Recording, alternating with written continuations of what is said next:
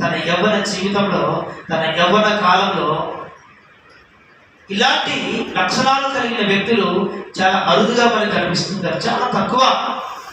ఏమండి, అలాంటి వారిని మనం ఏమంటామంటే డైమండ్స్ అంటాం. ఏమంటామండి? డైమండ్స్. గోల్డ్ అంటాం. గోల్డ్ కన్నా మిక్స్డ్ డైమండ్. ఎందుకంటే ఇలాంటి లక్షణాలు సాధారణంగా ఎవరిలో మనకు కనపడదు. ప్రతి మనిషి కూడా అవకాశం రాక తప్పు చేయలేదు, కానీ అవకాశం వచ్చినప్పుడు ప్రతి మనిషి కూడా తప్పు చేయడానికి ఇష్టపడతాడు.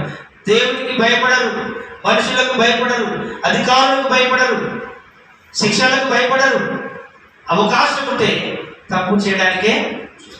కానీ యోసేపు చూసినట్లయితే ఏమంటున్నాడు అతను? నేను దేవునికి వ్యతిరేకంగా ఈ పాపము చేసి, ఈ తప్పు చేసి నేను పాపాన్ని ఎలా ఉండగట్టుకోవాలి? మనం చేసే ప్రతి తప్పు కూడా దేవునికి వ్యతిరేకంగా. ఎవరికి వ్యతిరేకంగా? దేవునికి వ్యతిరేకంగా యోసేపు గ్రహించాడు కనుక ఆ పాపము చేయకుండా అతను తప్పించుకొని బయటికి పారిపోయాడు.